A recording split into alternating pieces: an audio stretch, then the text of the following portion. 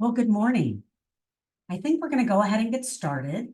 I'm Ann Hendry. I'm the CEO of the Nonprofit Association of the Midlands, or NAM, and we're pleased that you're joining us today for the first of a three-part series on strategic relationships, conversations, and wondering, maybe you're asking yourself, is strategic restructuring in your nonprofit future? And clearly, we think the word strategic is important because we're using it twice. I think really being smart if you're going down this road and exploring all your options and have your eyes wide open is so important. And that's what with our presenters today, I think we're definitely going to get a good idea of what that looks like. I want to let everybody know this webinar is being recorded. We will share it. We do recommend that people see this one before they see the second or third one. Again, we would ask that you put any questions in the box and we'll get to them in a little bit. I want to give a shout out to Abby and Aaron on the NAM team that are making all the magic behind the scenes happen with this webinar, and we'll be monitoring the chat box.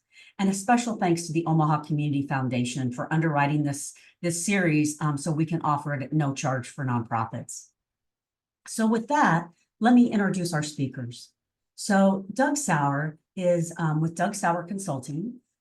He was my counterpart in New York State for a number of years. He's been recognized by the Nonprofit Times as one of the 50 leaders of power and influence in nonprofits. And I had the opportunity to get to know Doug when we were both on the board of the National Council. And I can remember somebody at that time had approached the council about possibly merging. So they wanted a committee. And I said, I know nothing about that. And Doug does. So I want to join that committee so I can learn from Doug. So we're really fortunate to have his expertise here today and throughout the series. And also Stephanie Mattoon with Baird Home. She's with us today and can answer any questions that may relate to legalities in Nebraska law. You'll hear more from her in the second and third series. And so with that, I would say dive in. We're going to learn a lot today. And I'm going to turn it over to Doug. Welcome, everybody. And it's great to be here and join in this conversation with you. And we did it once during the COVID period a couple of years ago. We can change the slide here. This is a complex topic because it involves so much in terms of the organizations involved, and it can be something that can be very difficult, very challenging, and as Ann said, you got to be smart when you get into these relationships or exploring it. And we're going to really cover the landscape of this in this session. There's going to be a lot of content. We're going to move through it a bit quickly because there's so much content. And really, at this next session, we're going to dig deep into the areas. And we encourage you to ask questions as we move ahead in the chat room. And there'll be time at the end as well. This is also something I could talk about all day. So I have to limit my own ability in terms of talking about it and giving examples. So the way it structures, we're going to talk about just this environment today and how rapidly changing it is and what it means to the nonprofit sector and to your nonprofit, which presents a situation of, is strategic restructuring something that's an option for your organization in terms of really a solution and a response to changing needs.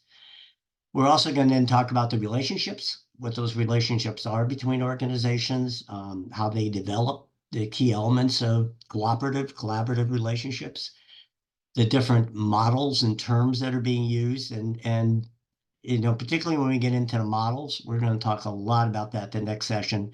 And Stephanie will really fill in a lot because depending on where you're doing, we'll get into a lot of legalese as well. And you have to be aware of that as you're looking at paths. And there's kind of a standard templated process, and every relationship is different. Depends on where you start and where you want to finish. But we will talk about a basic model of a process. Some of you may already have been in that process at certain points of times, or you're starting to enter it, or you've already done restructuring and you've had that experience. But we'll talk about the process overall. This session is going to focus on readiness. And how you think about the process, how you think about getting yourself ready, the options and language that's out there, which is an important piece, both for your internal team building and stakeholder building, as well as what the external messaging is if you're thinking about this. We'll talk about the third parties that may be involved in this process, how you get them involved, and whether you need them in what stages, and scanning for potential partners. We're not going to get into this session in actually reaching out to potential partners. That will happen at the next session, but we'll talk about how you look at that and how you scan for potential partners. And you'll see that when you're doing your own internal readiness, that same process is what you should expect of a partner, where you're going to be asking them the same kind of questions. So it's always best to get yourself together first. And then we'll preview next sessions and do some Q&A. So there's a lot of topics here. Again, by all means, ask questions in chat as we go ahead. It can get somewhat confusing.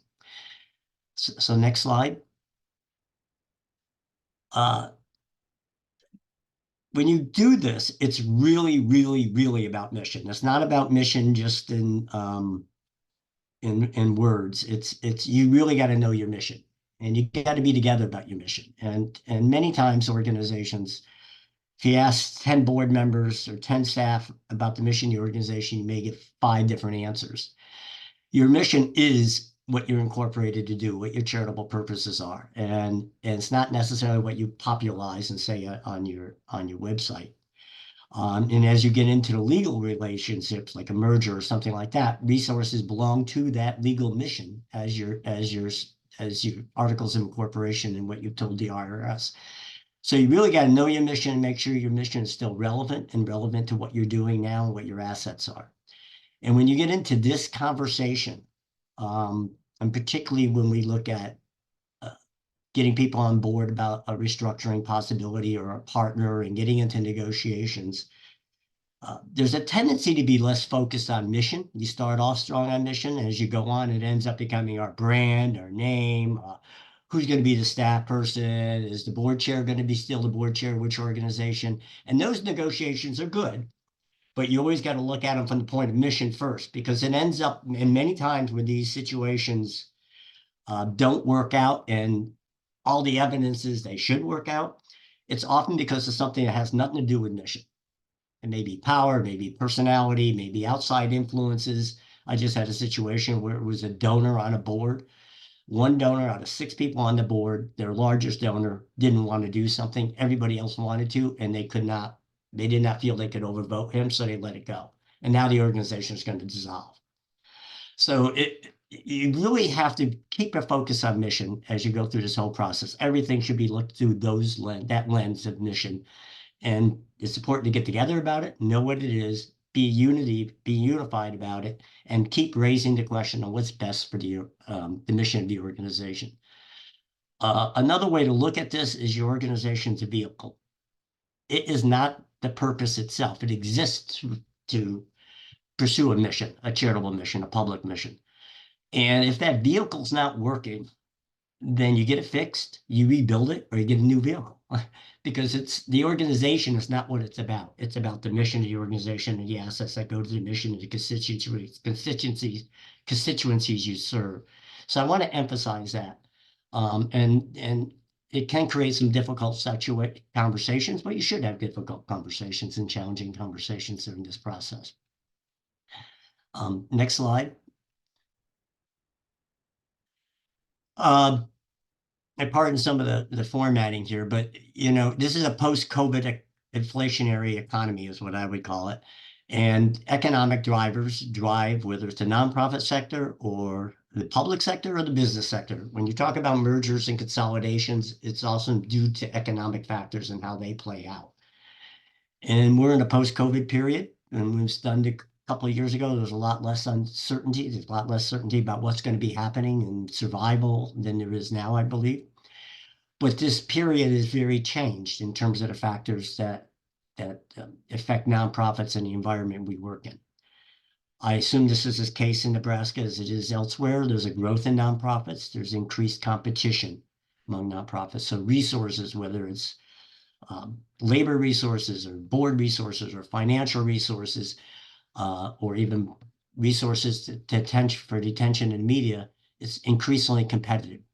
And a competitive environment often leads to folks collaborating integrating, having continuum of services for those in the human services, and trying to alleviate unnecessary competition and duplication, I will add, which the funding community is often looking at, the business community is often looking at. So there is a growth, there is increased competition. As resources get more scarce, there's more competition.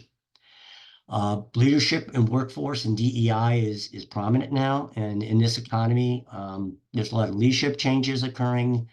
There are, it's more complex to have competent leaders. There's more training and skills involved in that in a lot of different ways to navigate this complicated environment. The workforce is a very, very tight labor market. And when people can make just as much money as working at McDonald's than at a daycare center that might have stress to it and requirements to it, we're competing. And so there is a workforce shortage overall, and that's difficult when you have nonprofits that don't have the resources to necessarily be competitive in that workforce. So that kind of demands, how do you start consolidating, integrating, alleviate some of the competition, or put your resources more into having a competitive resource and professionally trained resource. DEI is also still out there. A lot of organizations stalled their DEI efforts when we went into COVID, and now it's starting up back again, and it affects workforce, affects the board, affects who you represent, affects what your constituency voices at the table. There's a lot of things within diversity, equity, and inclusion that folks are now, in my experience, they're starting to re-grapple with in a different environment where DEI is now being challenged politically and socially in a lot of different circles, and even some corporations. So navigating that and still maintaining that as a value of the organization and a value that's lived in the organization is an increasing challenge. Government regulations, funding, and policy from the federal down to the state, we're all watching that at all times. We are in a post-COVID environment now, so COVID money is running out for a lot of organizations and municipalities within next year. That money propped up a lot at the local government level as well as the nonprofit level. And now that's going away, and now we have to readjust, often with higher salaries and a lot of things we had to do to become more competitive and to survive. When COVID was in the COVID era, we now have to readjust, and resources are changing. And as you know, both from a federal resource perspective and a deficit and the state level, the government's losing a lot of resources from the COVID area, and they're starting to restrain and constrain. So that's affecting our policies, our services, and our sustainability in many cases. And it all depends on your type of organization, funding streams that you're involved with, and how dependent you are on government, either in a regulated environment from a service perspective or a funding environment. Technology is the big one. We have AI this year. I think 3 years ago, nobody was talking about that. Now all of a sudden it hit. And it's affecting a lot of organizations, involves investment, involves skilled workforce in a lot of ways. And it's changing how we do business. I was with a nonprofit the other day that let go of a half-time executive assistant because they now use AI to do minutes and Zoom and doing all that, and they let go of a staff person. And now they're also dealing with, the effects of that. So emerging technologies are something that it takes investments, it takes an eye towards that, it takes strategic action. It affects everything from your financial management systems to if you're human service organizations, your outcomes and keeping track of data, to even proposals and even funders. I was with a funder the other day who says that, they now have a software that evaluates their proposals. And they're also trying to determine whether the proposals themselves are products of AI or products of the organization. So the world is changing dramatically because of that. But it does involve a skilled workforce, it involves a competent organization, it involves investments. And often organizations may get into restructuring in order to plug into organizations that have that capacity. Interestingly, when you get a non-government revenue, philanthropy, organized philanthropy, United Way's foundations, that world is changing dramatically. Right now, the investment world is doing extremely well. That is good from a foundation perspective. It should be good from a corporate giving perspective. It should be good from a a personal giving and donor perspective, I think as the data though is showing donors started to lack off. And some of that is there's technology issues, there's GoFundMe, there's a lot more competition out there than traditional fundraising. It's difficult if your organization hasn't been in fundraising and you decide you want to get into it. It's kind of late in the game because a lot of organizations have already done that. Another reason to look at partners that may be advanced in those areas. Earned revenue, entrepreneurial, social enterprise kind of elements of an organization are important. Often if you're looking to generate unrestricted revenue on your own that may be ongoing, that doesn't rely on somebody else's making the decision whether they're going to give it to you. That's a whole nother world, but there's opportunities there within major gifts and within philanthropy, particularly now, that wasn't there a couple years ago. And then that leads us to the concept that we're talking about here in terms of strategic partnerships and restructuring as a way to help respond to the changes that are going on, the competitive changes in the market at a time when there's rising community needs and likely less resources available. And community needs are everything from the mental health world to you have demographic changes occurring. You now have the immigrant issue that's risen dramatically. That's drawing a lot of resources, public resources, as well as nonprofit resources. There's childcare. There's a lot of healthcare related issues. Generally, there's a lot of things happening now, often at a policy level that's changing that affects our ability to serve the community. So you got that context that's existing out there that brings us to the topic of strategic restructuring and where you fit within that. Next slide, please. So the way I look at the word strategic is how it comes back to how strategic is your organization to begin with. Do you think strategically? Do you have a strategic plan? Is it, if you have a strategic plan, is it something that's a shelf that you really haven't been able to activate? Is it something that's a wish list, or is it very practical? And are you able to perform on your strategic plan that you do have? And do you have a strategic culture in your organization? Are you constantly thinking scenarios? So you're constantly thinking what the options are, constantly monitoring the environment and what it means to your organization. That's a live conversation at the staff level as well as the board leadership level. And the way I think about that is, it's, again, starts with your mission and starts with your values. And that will be a big conversation when you have any kind of restructuring conversation, but your values are critical. And hopefully they're stated, they're clear, and they're lived. If they're not, we look at that. That will determine organizational culture as well. And within that, and this is where when you really get into some forms of strategic restructuring, you got to take a hard look at what your organization is right now, where you're at, what your health is, what your capacity, what your opportunities are, the good, bad, and the ugly. And often organizations that think strategically or do strategic planning avoid some issues within looking at their own organization. And it could be avoiding a dysfunctional board or certain board members or certain staff that aren't performing but are there. It could be avoiding legacy programs that you're losing money on that for whatever reason you don't feel you can shed. Those things are difficult, but if you're getting in a conversation with another organization about restructuring in some way, particularly serious restructuring, all that comes to light because they're looking at you with a light and you're looking at them with a spotlight.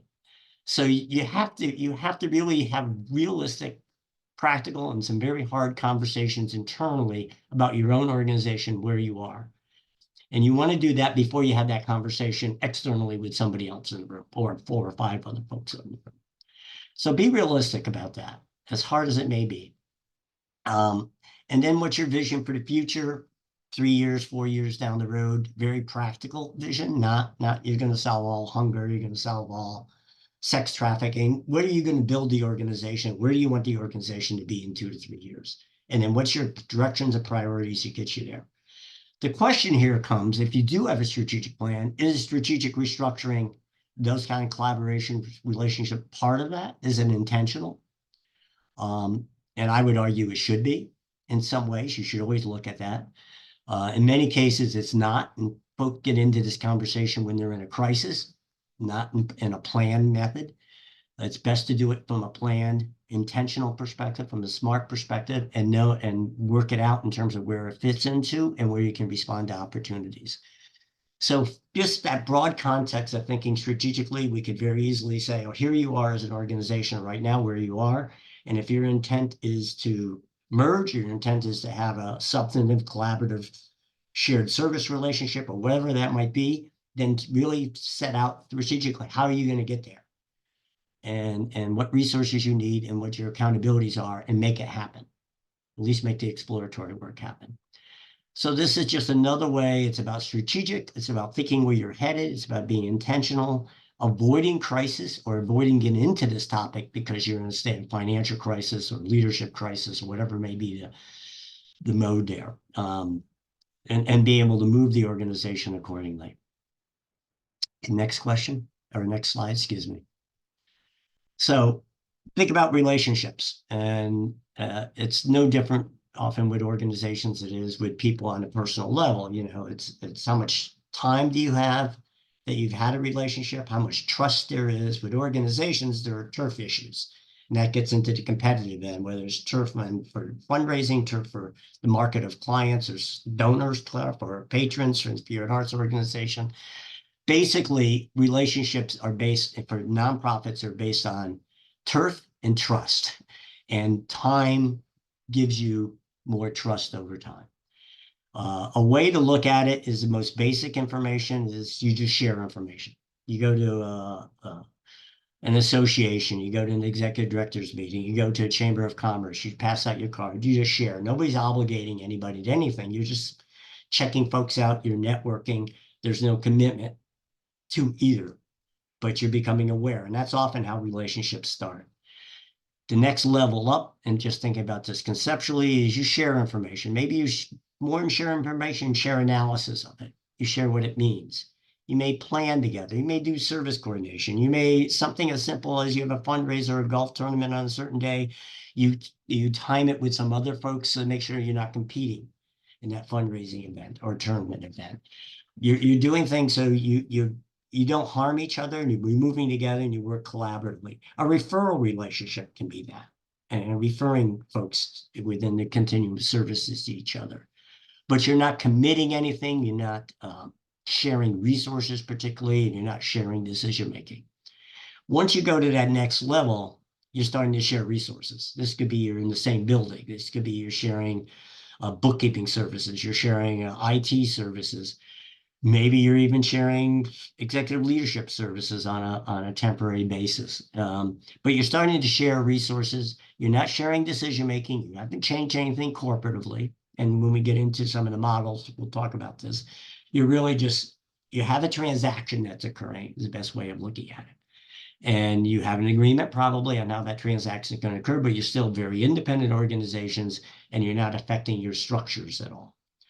And then you move into shared decision-making and the risk associated with that. And that's where folks often get, that's a hard part, you know, that we're going from just sharing resources and cooperating in a nice way, and you're helping each other out to the point where all of a sudden you're in a more of a sophisticated legal agreement. There's decision-making and risk. There's more of a we than us and them. And with those, there's different structures that go there, but you really are starting to integrate the organizations, and that's negotiated. And then you go up to the ultimate where you actually have one structure, or the structure is more on a permanent basis shared.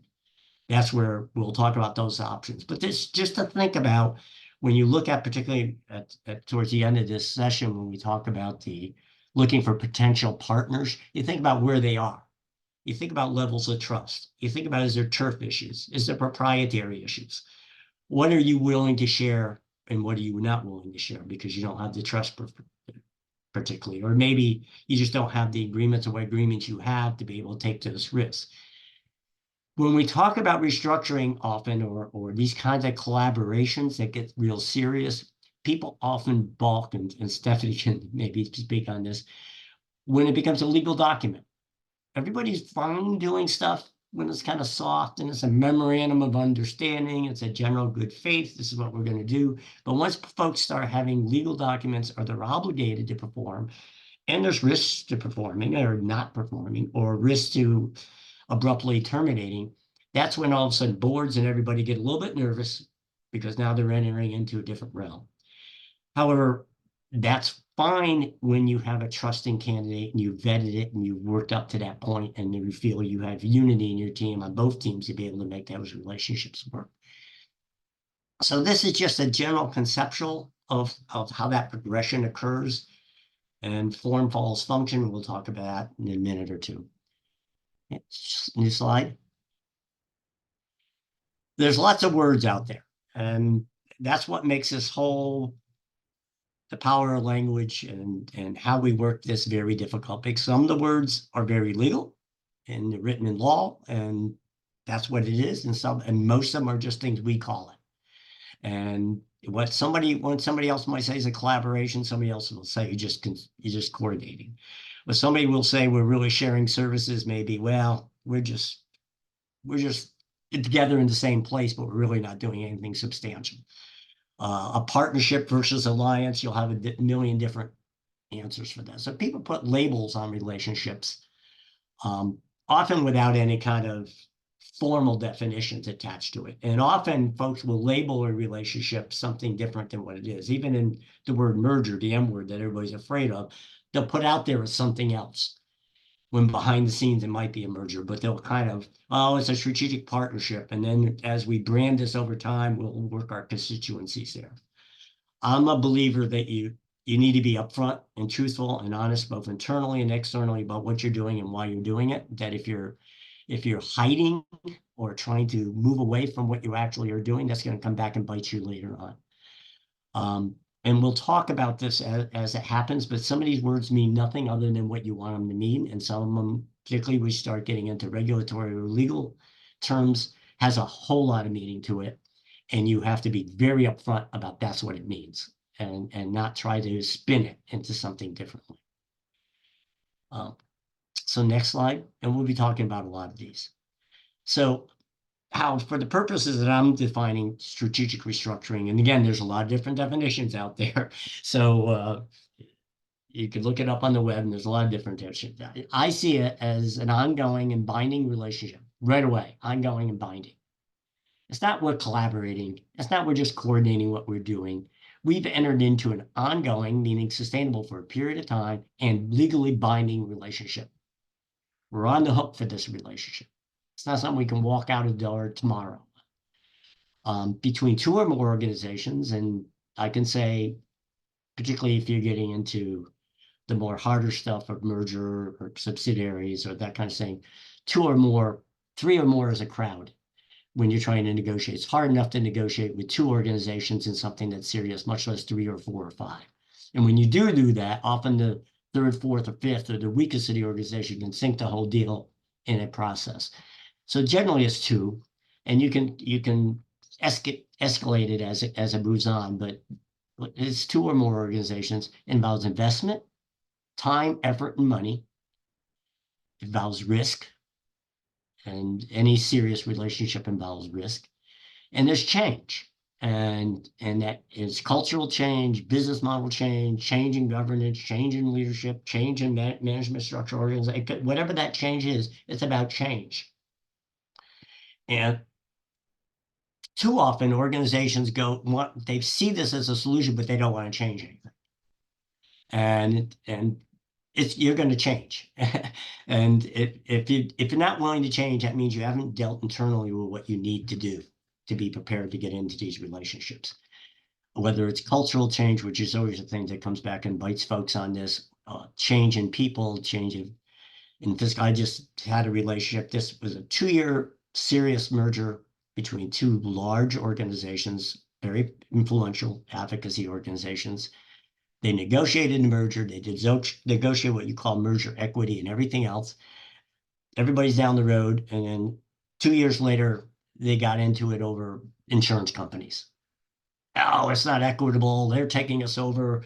It wasn't a point of negotiation on whether to do this or not. It was an operational detail, and it ended up becoming a big explosion. They went through it, but all of a sudden people weren't willing to change certain things once they got so far in the process, and it was never raised up front. In fact, it was approved that would be an executive director decision, but not really. Board members couldn't let go, and there was money involved. So change happens, and you do it by merging, sharing, transferring, or combining services, resources, and programs. That's essentially the different forms that we're going to be talking about. How do you merge? How do you share? How do you transfer? How do you combine these services, resources, or programs? It's not you just coordinating, you're combining, you're sharing. It's serious. So those are the themes I'm going to be using for at least this presentation as we go through this. Next slide, please. We there, Aaron? So this gets with a little bit of a chewing cardboard piece, and at the next session, we're really going to get into details here, and I'm going to invite Stephanie certainly to add comments on some of these. This is a laundry list of different kinds of relationships, formal relationships that you may have. Fiscal sponsorship, if you're an unincorporated entity, and you really should be thinking about, do you need to incorporate? Do you need to go through all the corporate formalities? Are you capable of doing that? And from a policy perspective and a governance perspective, can you attach yourself to another C3, maybe incubate the program a bit, get it working just before you go through all the formalities of it? If you're a larger organization and you're established, are there groups that maybe offer distinctive programs, have a distinctive client list, or that you don't do that you could bring into, that you could give them some independence in decision making and do it under your umbrella? Those are fiscal sponsorship kinds of relationships, and I encourage fiscal. Any new nonprofit that wants to form, I encourage them to connect with a fiscal sponsor first, test it out, and if there's ways that you can connect with an existing organization where your mission fits, and you have perhaps a distinctive elements of what you do that you could bring to that organization. I encourage that first before you go and create an organization, create a situation, then you got to legally try to merge or share, which becomes a whole nother process and another cost. So fiscal sponsorship is for where a lot of the emerging groups are, and I encourage larger organizations who may be somewhat or seen as perhaps not flexible enough to respond to changing community needs or changing community constituencies, to look at those kinds of groups and bringing them into your model, your program, that you can add that to. Involves change on your part as well. Divesting, transferring, or assigning programs or contracts. There are organizations, and many of you do it, where you in pursuit of money or opportunities, you may start running programs or having services that are kind of secondary to your mission. Push comes to shove, they're not first. And it might work while you got the money, and then all of a sudden you start losing money, and it becomes a money loser, and the board's saying, and the leadership is saying, that's not central to what we're doing. That's not a program we're willing to subsidize over our other activities. Perhaps it should belong to someone else. And that's when you might transfer resources, transfer a program, or if you have a contract, some contracts, I don't know about state of Nebraska, I know some federal contracts can be assigned. You can move it to another organization with the appropriate regulatory approval. But it's tough to do this when say my organization has been running a program, we've kind of milked it, quote unquote, financially. Now it's not making money. Now I want to move it over to somebody else to take it over. And there's not a good flavor to that. However, that other organization may be able to have the connection with funding sources and be more mission correct with it, and more mission aligned, that they're able to develop the resources to do that. Shared services or joint programming is an area that we're going to get into more extensively next time. It is an area that a lot of organizations are looking at to get cost efficiencies out of it, to share staffing and competencies, and maybe even put their own staff together under a joint program in a different facility, whatever the issue might be there. It involves due diligence. We'll talk about that a little later. It does involve a contract. It gets into debates.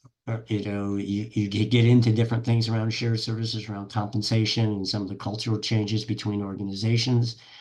It's increasingly popular that folks will do that as a transitional step and a trusting step to look at whether or not there might be a more formal corporate affiliation beyond a contract. That is contractual.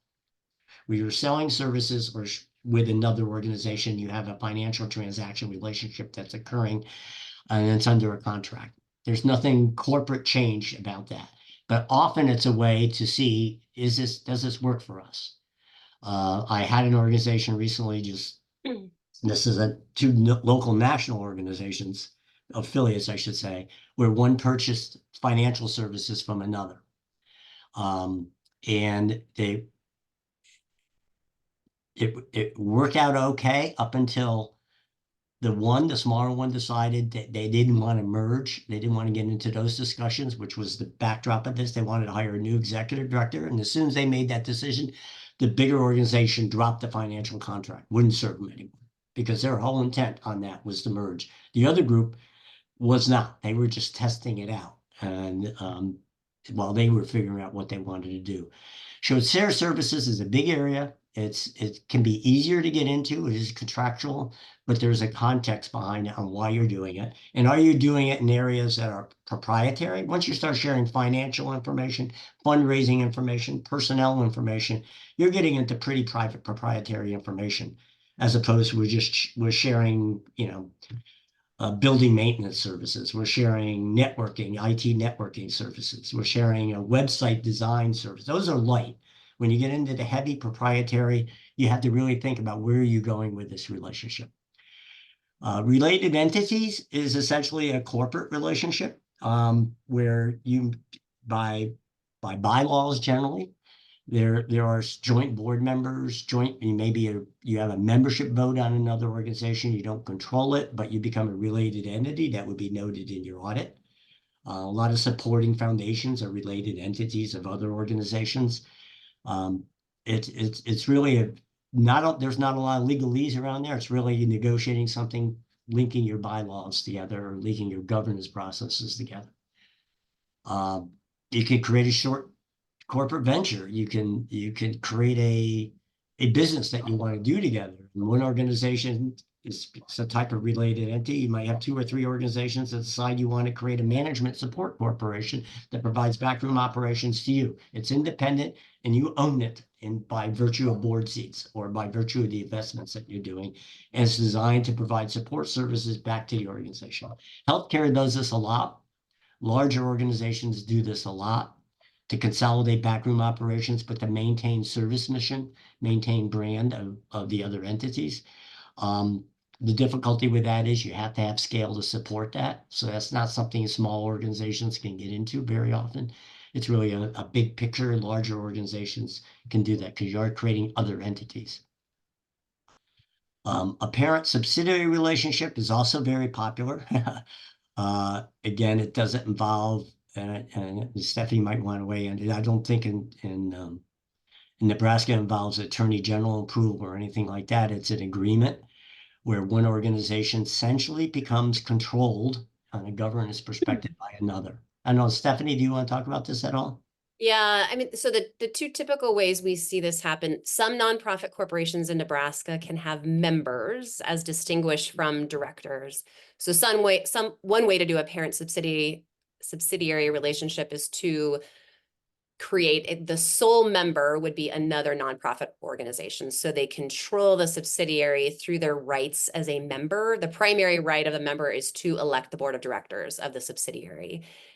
We also have some organizations that do a parent subsidiary relationship without members. They do it by virtue of board control. The parent organization in the bylaws has the right to name at least a majority of the directors of the subsidiary. So there's different ways to do it, but it all involves changes to the bylaws, sometimes changes to the articles of incorporation to create a membership structure.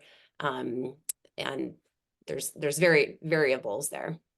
And this can get complicated if your organization or one of the organizations is a membership organization already, because their membership would have to approve moving their rights out. You have to go through a whole nother state of affairs there and state of negotiations there. But a parent subsidiary relationship, in my experience, when groups want to merge and they want to do it quickly, or they want the operations to be controlled quickly or the governance process, they'll form a parent subsidiary relationship to put things together as operationally under one organization, governance, although legally the process still needs to continue.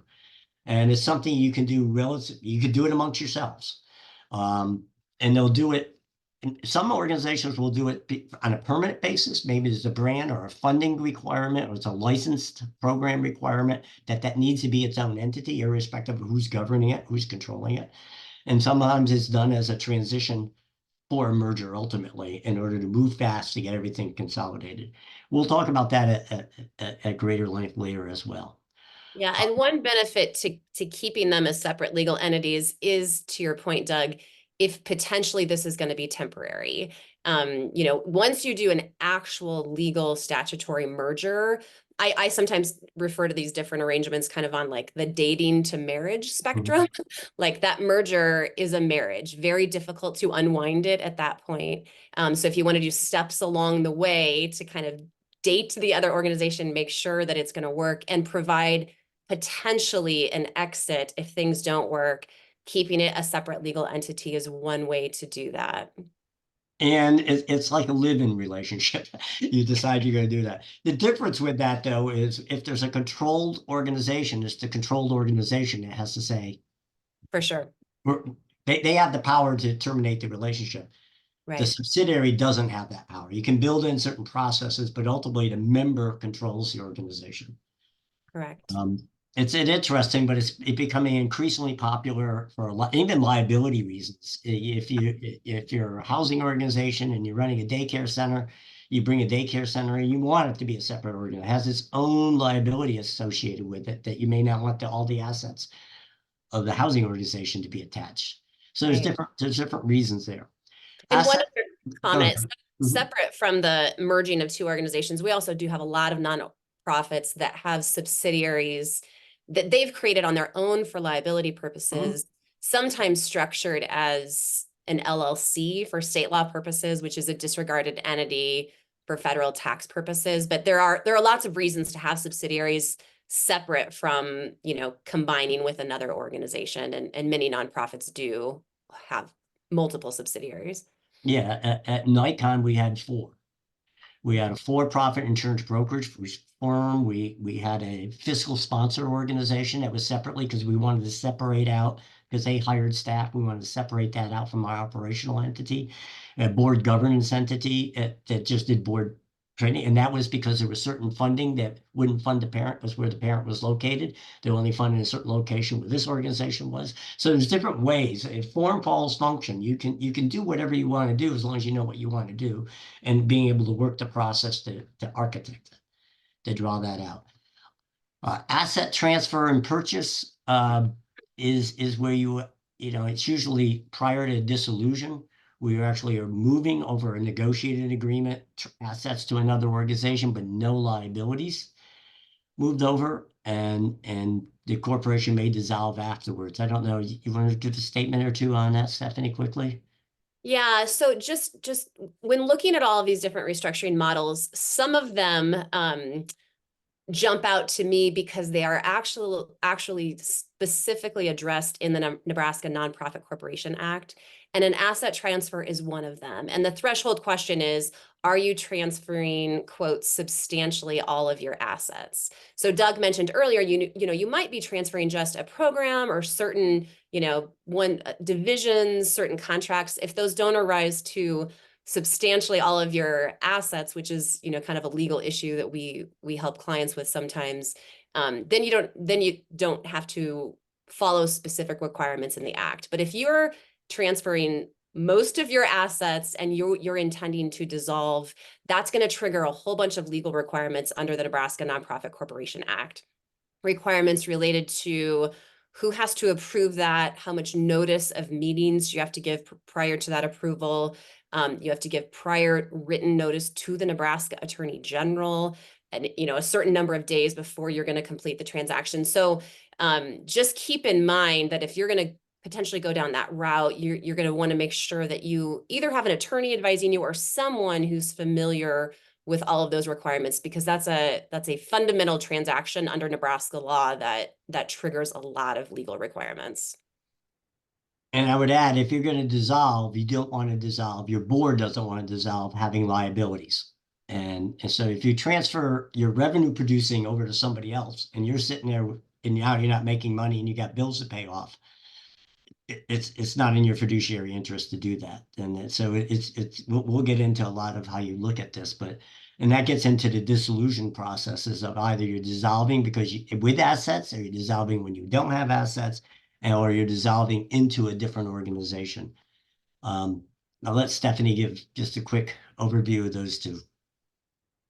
Yeah, so often the transfer of all of your assets does lead to the second step being dissolution of your entity, which means, and that's technically a separate transaction where you file articles of dissolution with the Nebraska Secretary of State, and then your organization as a legal entity in Nebraska ceases to exist. That has its own set of requirements, including specific notice to the Nebraska Attorney General before you can dissolve. And you have to tell the Attorney General who, if you're going to have any remaining assets, if you're still solvent and after you pay off your liabilities, you'll have assets, who are those assets going to? They want to make sure that is another, if you're a 501c3, it needs to be another 501c3 with a relatively consistent mission. So you are going to have to give notice to the Attorney General. Doug has a note here of dissolution into a new organization. So it's possible that that a entirely new entity would be formed. It's going to need to get its own tax exempt status, and your assets might be transferred to that new entity in connection with your dissolution. One thing to note on, Doug mentioned when you do an asset transfer, the acquiring organization does not assume the liabilities of the transfer. That's true as a matter of law, but it's often negotiated in the transfer agreement that organization will assume and sometimes pay off some of those liabilities at closing. So that's all negotiated, but that's one key difference between the asset transfer and dissolution versus the merger, which is the next bullet point here for Doug to discuss. In a merger, the acquiring organization is going to automatically, by operation of law, assume all liabilities. So this is often a key issue that we're helping with clients with early on in the discussions. Are there liabilities that are a concern to the acquiring organization? And if so, we might want to avoid a merger. An asset transfer, while it's more complicated, might be a better solution. And it's liabilities current as well as potential. If you have a wrongful termination suit out there, or possibility, if you merge into another organization, that organization assumes that responsibility. So that's why there's a lot of due diligence done here on a merger, because there's liabilities there. And I should also note that, if you merge into an existing corporation, doesn't mean you might change the name. It's a legal corporation you're merging. It may look totally different. You could rebrand it. It could be not necessarily under their structure as they were coming into the merger. You can change anything you want internally. It's really what's the corporation, what's the C3 that's standing at the end of the day. And again, you could re-engineer that any way you really want to. Also, a merger requires that your assets belong to your mission. And the entity that's taking that has to respect those assets into that mission, because that's what the charitable purpose is. So their mission is going to have to encompass yours. So if I'm a substance abuse prevention organization going into a substance abuse treatment organization, the treatment organization is going to need to expand their mission to include prevention. And those resources have to be used for the prevention component. They can't take those resources and build a building for a treatment facility. So those are the things that you kind of look at. And again, the M word, we'll talk about that a bit in terms of what it means. You do go away, but the name can change. I mean, again, it's all within your control, a lot of this. It's really what the assets and liabilities are and who's assuming the responsibility at the end of the day. Yeah, and on the merger, just one to back up Doug's point there. So we often have mergers where the two organizations are relatively equal in size, and when they merge, while we do have to technically name one of them as the quote surviving organization under Nebraska law, the way that they frame it to the public is much more like we're merging into this new organization. So we might have a new name. As part of the merger, we might completely redo the bylaws so that the ultimate board of directors is kind of equally represented by each one of those organizations. So the way that it is framed to the public and your constituents can be very different than what the legal documents say, because we do have to, as a legal matter, name one of those two organizations as the quote surviving entity of the merger. And merging into a new corporation is usually called a consolidation. And this is where 2 or 3 organizations decide they're not merging into each other. They're putting their assets into a new entity that they're creating. I've really only seen that when people can't get over the name or the brand or the history, and they really want to walk away from their corporations in order to make this work. There may be other compelling reasons. It doesn't happen too often because that's the one that requires a new IRS exemption. Nothing else here requires you got to go back to the IRS and change your exemption number. You're changing, but that one brings the IRS into it, and you usually want. It's hard enough to do these things, much less to avoid the IRS in the process, unless you're creating a new corporation or new subsidiary corporation, so to speak. And Okay. just on the point of not needing IRS approval of that, that's true if the two organizations have the same tax status, which is usually the case here. Right now we're probably mostly talking about C3 organizations combining in some way. But if you have organizations with different tax exempt statuses, it is possible that you would have to get the IRS involved potentially. Yeah, so if you took which I've done, a C6 membership organization merging into a C3, the C6 has got to go away for their assets to be able to be merged. And it gets complicated that way. But just one of the things, due diligence, are you both the same from a tax exempt purposes and the same status? Any questions on, again, next session is going to really focus on this in much more deeper weeds, but I don't know if anybody has any questions, feel free to put them in the chat. No questions so far, but yeah, if you put any in the chat or Q&A, I'll keep an eye on them. Okay, next slide. So, and this is going to get into more deeper here. We're talking about the explorative 4 stages, by and large, as we're defining it for the purposes of this conversation, is exploratory, internal readiness, scan your potential partners, the early stuff that you do as an organization. The next step is you reach out to partners. And that's a critical piece. Who does it, when they do it, how do you do it? Because that's the point where all of a sudden this becomes a little bit more public. And there's pre-negotiation discussions and engagement. You're into, is there something here we want to do? That folks are talking to each other, you're whittling it down, you're deciding on both sides, yes, we want to go to the next step, or no, we don't. And that next step gets into negotiations, which is a serious piece and a serious agreement that would need to be done. And you need to have attorneys definitely for that end. And then you get into implementation, which often gets ignored. The negotiations, because you negotiate it and you have an agreement, doesn't make it work. The proof is in the pudding at the end of the day. Are you able to implement this on an operational, governance level? So we're going to talk about that first step here. The next session, we're going to talk about the next 3. We'll talk about the internal readiness. So next slide, please. There's a lot of variables in this that affects organization. And every one of these, even though there's certain forms and certain legal processes, every one can change by virtue of what people want, by their circumstances, by their politics that they have, whatnot. But when you really look at common motivation drivers, it tends to be you're doing it for mission and services purposes, you're doing it for financial purposes, and or you're doing it because of organizational capacity. And they're all related to one another.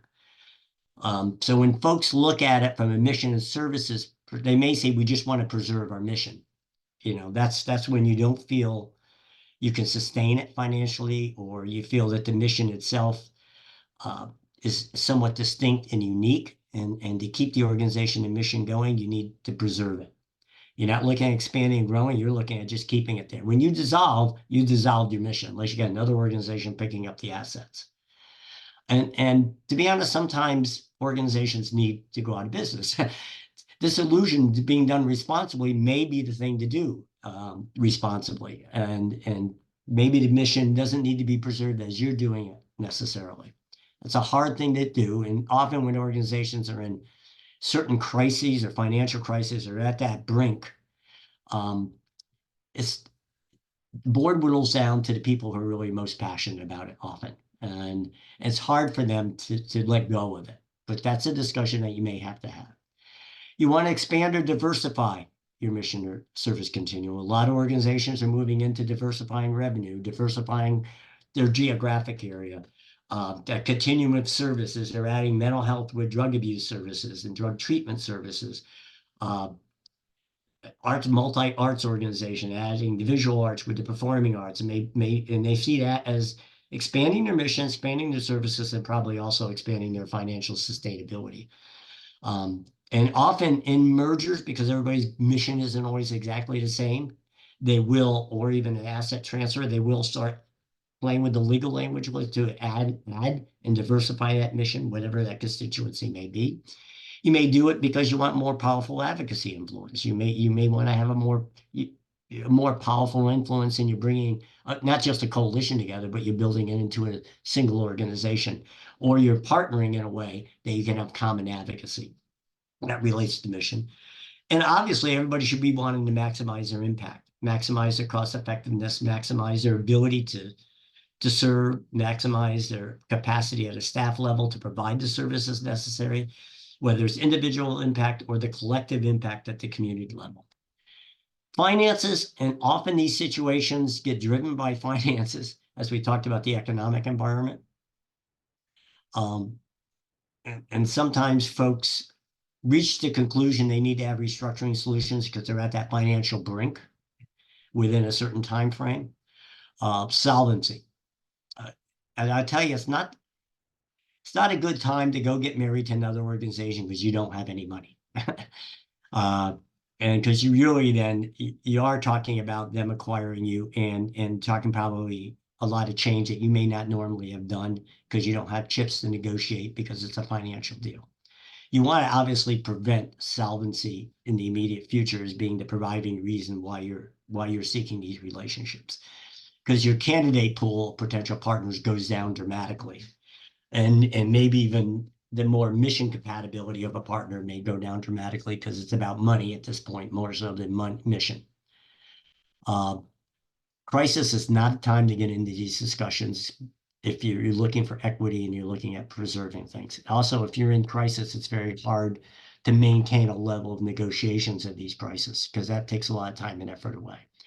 Sustainability, people are often looking at even the larger organizations that may be looking at absorbing or taking on or having a partnership with a smaller organization may be looking at is sustainable, their overall sustainability, 3, 4, 5 years, not necessarily 1 or 2 years or 6 months, but longer term. As they see the market moving, they see being able to consolidate, being able to be more cost effective, being able to have more scale, being able to have more influence because you have more scale or you have more greater constituency will end up benefiting you financially and your ability to get grants or your ability to get into certain funding streams. So expanding, strengthening, diversifying revenue sources goes with mission and services. You expand out because you want to diversify.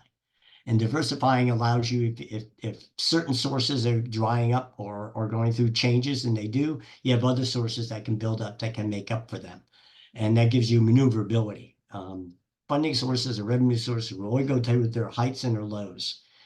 And you don't want to create and dissolve an organization every time funding sources change. So having diversity of funding is an important feature of a sustainable nonprofit. And their business growth and opportunity. Folks that are particularly larger organizations I see are really looking at where the market is changing in their business 3, 4, 5 years. And they're doing these things and they're willing to invest in these kind of relationships, not because there's immediate returns today, because they see it as positioning themselves 3 or 4 years from now. That kind of goes back to the strategic culture, strategic planning. Are you really looking at the bigger picture here as you're looking at these kinds of relationships? Then lastly, here's capacity, because you have to have capacity to compete nowadays. Small organizations form, they want to do more, but they don't necessarily have the staffing capacity, they don't have the personnel policies, they don't have the financial management systems, they don't have the resources to be able to attract the competitive staff that they need. They don't have the capacity to serve. And so building organizational capacity is critical. And you want to be more efficient. You want competitive executive director leadership, and leadership is a common motivational change in many cases. Nowadays, even when I encourage folks that are looking at succession plans for their executive director, to not rule out potential restructuring as a solution to the next leadership change. It should be on the radar screen. You may rule it out when you look at it at the time, but it is an option. It's not always an option to go find someone else. And folks are finding it hard nowadays to have competitive successors, particularly at the executive or fiscal office manager, because they can't compete financially or otherwise. That's another reason why you want scale, to make it more attractive to pull that talent in. And administrative infrastructure, we don't have a lot of money for administrative infrastructure, but the rules and regulations and policies, and to be cost effective, require them. So how do you subsidize your administrative infrastructure? How do you build it up? And certainly the organizations with the strongest administrative infrastructures are usually the ones that are going to be most competitive, that could sustain market changes and economic changes, because they're on top of it. And there's a lot of conversation about overhead costs and whatnot. Overhead costs, not exaggerate overhead costs, because you're building a really strong, solid administrative infrastructure. You want to keep it competitive for staffing. We've talked about that, whether it's compensation, professional development, and career ladders. You train people and they move on to someone else that's bigger. You move on to government. You want to be able to keep talented people, but you have to have a certain scale to be able to do that. And we talked about like executive leadership, also a capacity of board leadership and talent. Really having strong boards who can raise money, who can exercise influence, who can carry out fiduciary responsibilities, who bring talents at the governance level. And top boards are competitive. People are looking for those board members. And so the consolidation is not often, or the merger, or sure, it's not often just the operational basis, but it's at the governance level too. It's at that leadership level. Okay, so next slide. So as I mentioned, form follows function. We kind of went over all the big picture landscape. We went over a lot of the details, or some of the details, in scanning the options here and the motivations of that. Basically, what do you want to do? What are you looking to accomplish? And the form that you do it can be created. It always can be created to accommodate the needs. There may be some disadvantages to some of those from a legal perspective, some costs, but you can always, it's a very creative art to negotiate these things and create arrangements that are special for you and whoever your candidates are to perform what you need to perform as a function, whether it's your mission, sustainability, it's capacity, whatever those issues are that you're doing this for, you can do it. And don't let the form scare you. And that's one of the biggest pieces around here. People have automatic reactions to names, the M words of merger, and and we'll talk about that a little later. You gotta educate and dismantle those fears, and go back to, why are we doing this? What's our mission? What's best for our mission, and what's best for our sustainability and our own fiduciary liability as board members, depending on the circumstance. And be very open and honest about that internally. Next slide. Due diligence, and we'll get into this in the next session, but you really, going back to that strategic structuring slide about vision, where are you now? You really got to do a self-assessment on yourself. And I can't emphasize it enough. You don't want to go into negotiations and for board members or even executive leadership to find out something about themselves that's a deal killer or a serious risk that you didn't know going into it before you're talking to somebody. I was once doing a merger between two daycare centers, and one was in bad shape. And in the due diligence process, with the negotiating process, the board found out of one, and the board president specifically found out that the executive director's house was on a tax lien with the IRS for not making withholding payments. She never informed the board. They found out in our due diligence process with the two. That's not the time that you want to find something out like that. So you need to be as transparent as possible between board and staff and among board and staff about what's going on in your organization, because it will come out in the more serious the negotiations are, the more that somebody may be assuming liabilities, it's going to come out in that process. So have an honest conversation, do your due diligence internally before you get too far in any relationship. You're going to be asked these questions, it will come out, and you need to know the answers. And you should be asking of the other organization. You can't really ask them the other organization if you don't know it for yourself. So know your mission, know your exempt purposes, what that language is, not what your website says, what your exempt purposes are. Making sure that's aligned reasonably well. The auditor's saying the same thing. Make sure everybody's saying the same thing so you're clear about that, because that's if you're going down the asset transfer, you're going down the road dissolution, you're going down the road merger, that's going to become the statement. And if you need to change it to fit where you are now, to amend that, amend it. If you're so far out of bounds. And I've seen organizations that just, boards look at what their mission is, stating the bylaws and whatnot, and the mission might have been created 40 years ago and nobody touched it or took a real look at it. Your values and culture, know your values, know your culture. Culture is the thing that will always kind of come back and bite.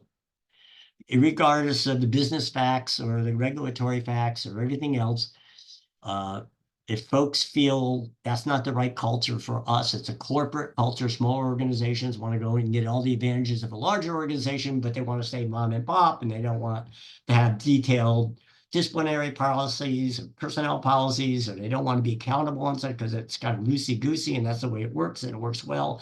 No, if the smaller organization is going into a larger organization, the larger organization's personnel policies, corporate policies, they're not going to change it for you. And you need to be clear about that. And that's part of what's your culture, what's valuable, and maybe part of that culture is what makes you distinctive and unique. That may mean a subsidiary relationship because you are going to be distinctive and unique in that and not be absorbed by a larger corporate culture. Program licenses, your effectiveness, outcomes with your regulatory sources, your funding sources, your level of internal team and external stakeholder support for the process is part of it. And then we'll talk about that later on.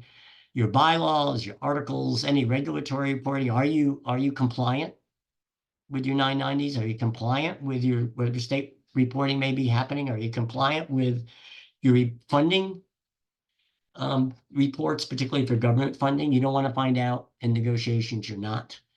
Financials, tax, reporting compliances, contractors, fundraising and donor data. You really got to think about that when you get in discussions, what you're going to share and when you're going to share it.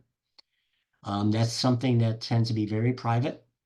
It also may be confidentiality around your own agreements with donors on what you're going to share. But you need to know what you have, where it is, and before you get into those relationships and before you get too far into conversations, particularly if fundraising is a big element to you. Real property and physical assets involve a lot of legal work. If it's being transferred or dissolved, that can really get sticky. So you don't want to go into finding out that, well, you have a building, you think you own it, then it comes out that, the building was purchased 35 years ago off of restricted funds that somebody else had and it was for the building. And now there's a donor relationship there that has to be dealt with as part of due diligence. You want to look at those things and are they your assets? Are there liens on the buildings? All these questions you're going to ask of the other entities as you're getting into more serious. Is there intellectual property? Usually that's going to be program related data, maybe trademarks, copyrighted material, training curriculums, anything along those lines. Human resources is a major piece. That gets into culture, gets into personnel policies, particularly if you're joining staff together. If it's equal organizations or fairly equal, you might be negotiating that in the merger process. If it's large organization with small coming in, you're not. I have seen a lot of well-intentioned mergers that make a lot of sense, mergers or other affiliations, consolidating staff, make a lot of sense from a business and a nonprofit mission perspective, but they can't reconcile the compensation. Because the smaller organizations generally don't offer the benefit plans and the compensation levels that the larger do. And if the smaller organizations don't have resources, how are you going to go into somebody else and who's going to assume that liability of that compensation? And what's fair and equitable? And is there money to do that? Is the larger organization willing to do that? The disparities between smaller, more volunteer-oriented organizations, maybe small under 10 staff, and someone that has 30 or 40 or more staff are great. Retirement plans can be complicated. Staff will often go because there's salary increases and better benefits and whatnot, but it may not work financially in the business plan. So that's what you want to talk about up front because the numbers there need to be dealt with. And there may be independent contractors. You want to make sure they're independent contractors and they turn around and say they're employees really, and they come back on you on that end. There may be a union environment involved. So it can get very complicated at the human resource level. And this is where you can get complaints from staff. And often that can sink. Now with social media, I had one organization where the staff went out in social media against the merger process because there was a communication between the management and staff.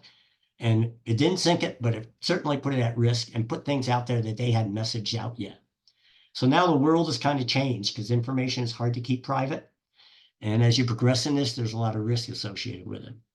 Risk management, liability, as we talked about, what do you owe? Is there any potential suits out there? Is there liability on your physical assets? This is something the attorneys get involved with, the accountants, if you have an audit, and may issue some of that.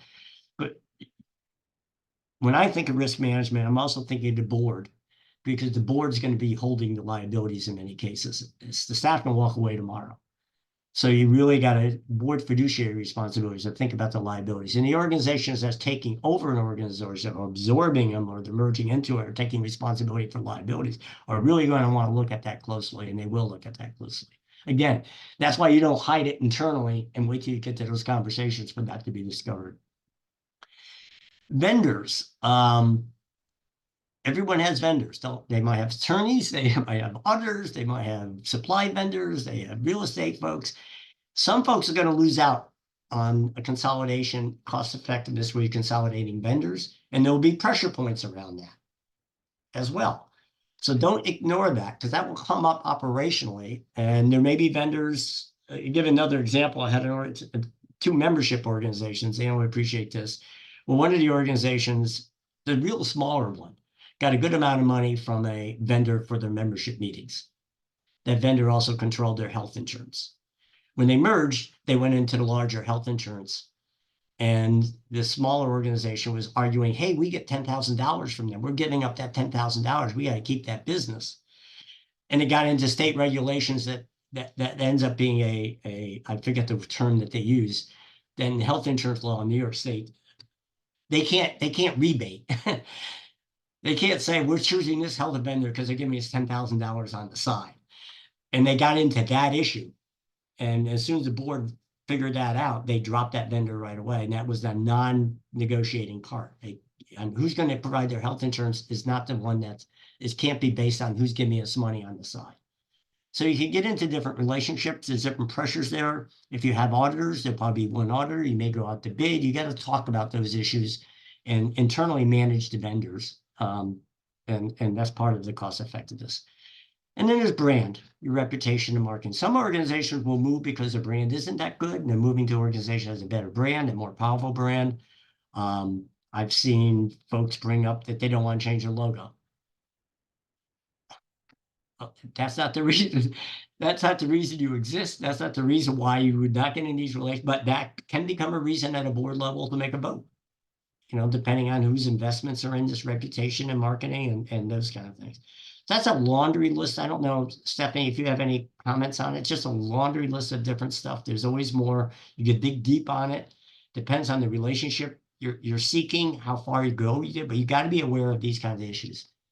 Yeah, I will probably touch on this a little bit more in the second presentation. I think this is very smart. I think Doug's giving you really good advice here, and I don't see this often done. By the time organizations are coming to us and they want to do a merger or an asset transfer or something, we, often ask about the due diligence that's been done, and it's often not nearly this organized. It's much more kind of informal. They're sort of piecemeal or sending things back and forth, and they haven't really internally done this due diligence process, which I think is just so smart.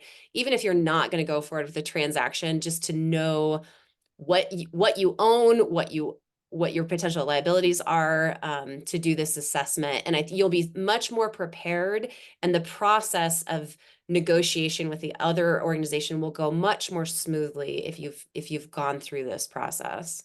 And a lot of it may be collected documents. When you go through any serious discussions, you're sharing due diligence documents, you're sharing your IRS letter, you're sharing your auditors, you're sharing what money you owe and who you owe it to. You're sharing bank account information. Collect that.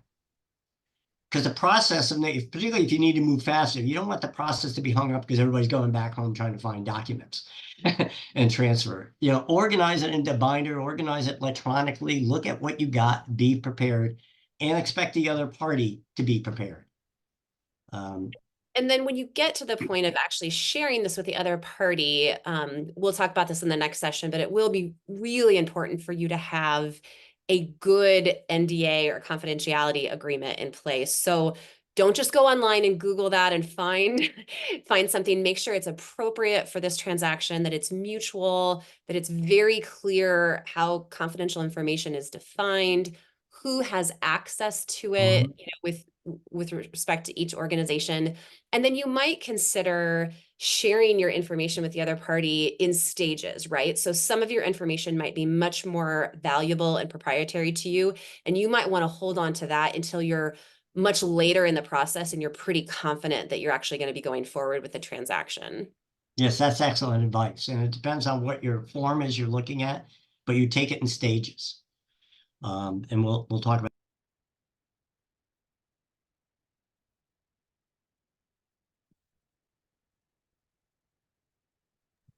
Okay, next slide, please.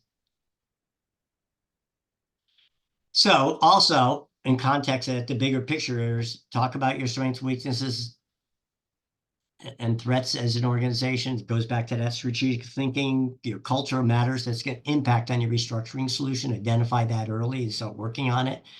What's your real appetite and tolerance for change, risk of change? That can change. You may find you're not tolerant. There are deal killers. Then you find out you changed it. Are there sacred cows? Sensitive matters that need to be confronted with and dealt with. And again, discuss it. How you manage it and deal with it. And when you're going to deal with it is a strategic matter, but you want to deal with that. And I will say, particularly at the board level, when you're bringing something up to the board, all of a sudden, you know, if you have 4 board members that have never been attending meetings, but all of a sudden they get involved now because you're discussing this and they can sink a deal. Clean that process up. What's your communication strategies for messaging your intent? And this is critical right from day one, when you even start thinking about this. Who's thinking about it? Who's in the conversation? Who doesn't know? What does staff know? Staff can get very nervous about this stuff. Funders, donors, you know, you really got to think, as soon as you start thinking about this, even before you've done anything, you got to message it. And you got to put it in its proper place, and you got to put it in context, and you got to manage it all the time. Because as you move ahead, it gets bigger and bigger and bigger, the field, and it's a very strategic decision. And your other party, once you start talking to them, is going to do that as well. This is also something you don't want a board member talking to another board member at a cocktail party and happen to mention it. You know, it's something you have to really be controlled. So it's a small P politics of your own team, your own stakeholders, the risk involved. You need to know what, when, and how to inform. You gotta be very organized about this so that it doesn't blow up. And are there big P politics involved? Are there elected officials? Are there, if you're getting local money from the county or the city or, you know, the state representative? You don't, there's a lot of folks that do not want to hear it from somewhere else. They want to hear it from you. And there shouldn't be any surprises. And you really need to control communications on how you're going to do that to make sure you don't make a mistake on some key donor or funder because you've gone too far and they hear it from someone else. The rumors are out there. Next slide, please.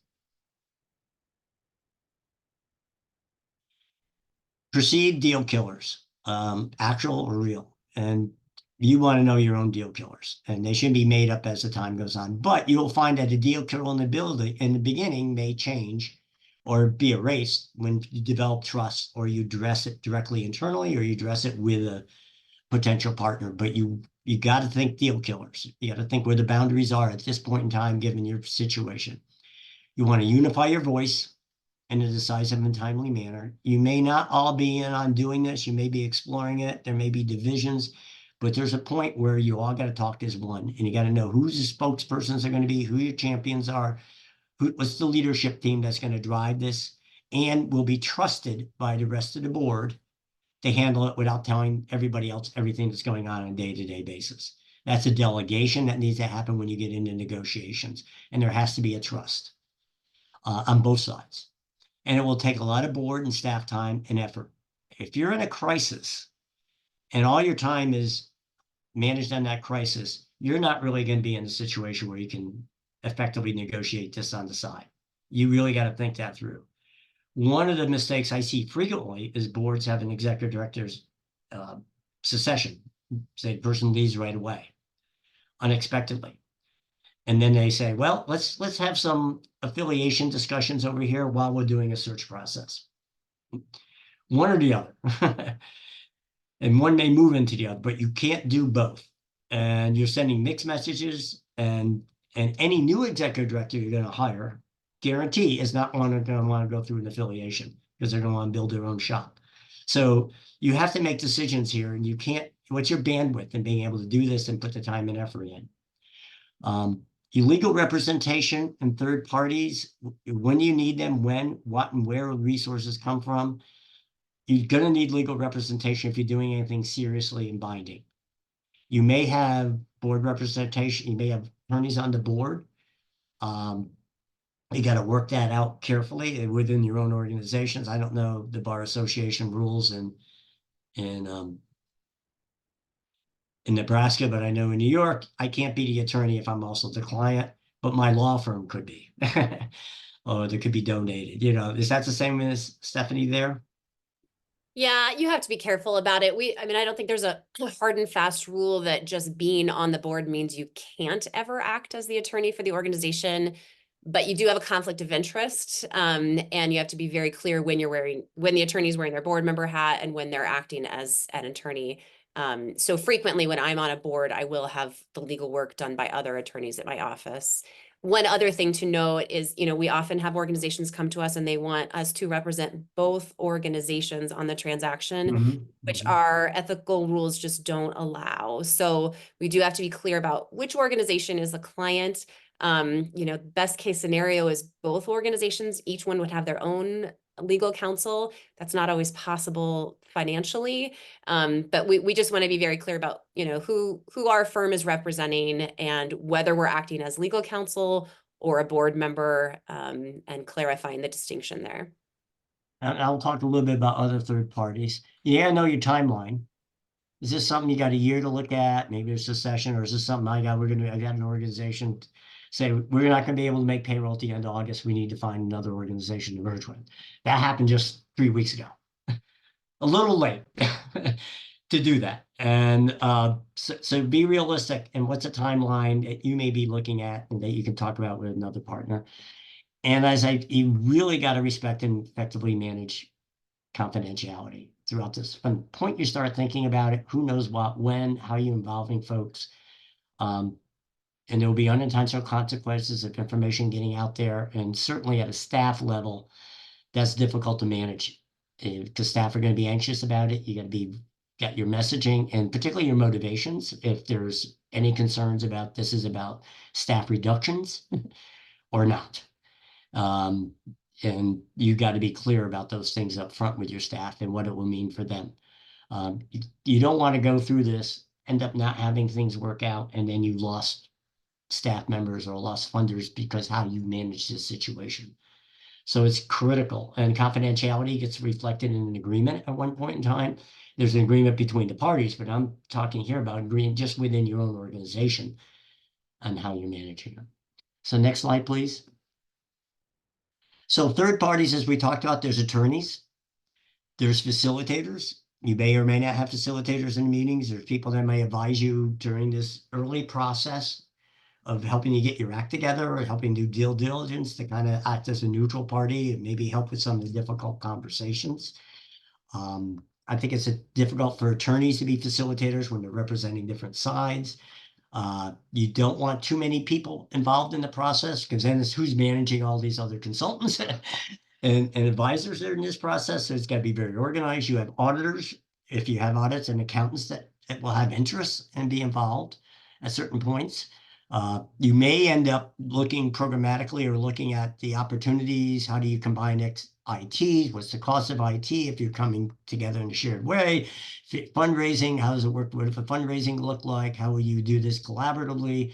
How will staff be combined? What's the potential? Is there a capital campaign out there? You may need some plugged in experts. You may already have them that can do those kind of business profiles and business plans around some of these elements and what the investments are.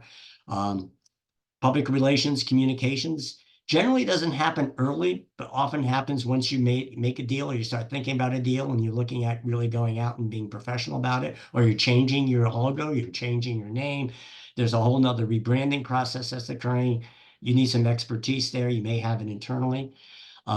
If there's program or business model experts that need to be involved, if you're combining pre-K programs or Head Start programs or treatment programs, and you're really looking at changing the model, there may be folks that can help you attach that to revenue, what it might mean. Often that might be other colleague organizations or national affiliates. And then there's your business vendors, as we talked about, who have invested interest, because they'll be looking at wanting to retain the business in this relationship. Next one, please. Language. How much time do we have left here, Abby or Ann? We are almost at time. Okay. Almost, what'd you say, halftime? We are almost at time. Okay. We are at time. Oh, we're at time. So I'll do this quickly. But these are the words that get people's blood boiling. And so look at it internally. They're going to take us over. You know, we say merger, absorption. Oh, they're taking us over. Oh, if we dissolve or if we're doing this, it's a failure. And how do we articulate that? The organization's empire building. The auditor or lawyer will say, well, as we said here, they're controlling you. There's a control element of it. People don't like being controlled. So you got to deal with what that means, what it doesn't mean. Equity. What are we getting? What are they getting? Is our staff getting the equity that they need when they go into the organization? Something to be negotiated. We're acquiring. You've heard that word already. They're acquiring us. Again, it's what's the substance of that means. A surviving entity, as Stephanie had made. People don't like that word because that means the other one failed and was not a surviving entity. But that is a legal word. It's got to come out. So get familiar with it. And of course, merger. Next slide, please. So quickly for potential partners, as we go back to that, the continuum, think about who you trust, who you know. What's the value? What's the operational capacity? What's your compatibility? Has there been any related conversations in the past, even as loose as they might be? Are they stable financially or otherwise? Are they experiencing a transition that they might be interested in something now that they weren't before? Is there trust at the board, ED, staff, volunteer, operational level? It's a big, big issue. The more comfortable people know folks at that level, the more comfortable you can get through these discussions. Good. Had they gone through experience restructuring themselves? Is there board members that know each other or inter-board members that might be of some inter-board relationships that might be of some help? And are there common or otherwise interested funders or donors that would encourage or invest in this relationship? On that one, watch out for the shotgun. Watch out for the funder that may be trying to force a relationship. A lot of funders don't want to be in. I've seen funders that do want to force, particularly government may force that. And that's shotgun wedding is not necessarily a good one, but you're strategically always scanning where you bring the funders along during this process as part of your communication. Next one, please. Our next sessions are partner selection, negotiating and executing the restructuring solution. Really, we're going to get into weeds, less broad scope and more specific about how do you make this work? How do you negotiate it? What's the legal processes that have to go through? What's the agreements? And then on May 3rd, if that date is right, I think, Ann, there's a peer roundtable that's being organized that will be out of folks that are experiencing this or have experienced it in the community and what they've learned from it. And that is May 23rd. Sorry for that typo. May 23rd. Okay, I'm sorry. Let's correct that. So any questions? I know we're at the end here. I hope this has been helpful. I said it was going to be a lot of content. And you were true to your word there, Doug. It was a lot of content, but I think because we're starting to see more mergers, which isn't unexpected, we're seeing it in every other part of the economy. Why would it not impact nonprofits? And so I think to have that knowledge so boards can approach it with their eyes wide open and very mindfully, Thank you for putting up the next dates. We'll be back on April 25th and May 23rd at 9 o'clock Central Standard Time. This is being recorded. And so we will send that out to anybody that registered for this. And I'm seeing a couple of thank yous in the box. And yes, we will send out the recording and the slides. Doug, can we share your slides, Doug? Yeah, I just changed that one date, so we don't. Yes, well, that we can do. Yes, we'll send it out. And with that, I would say thank you all very much, and we are adjourned. Thank you, everybody. It's been a pleasure.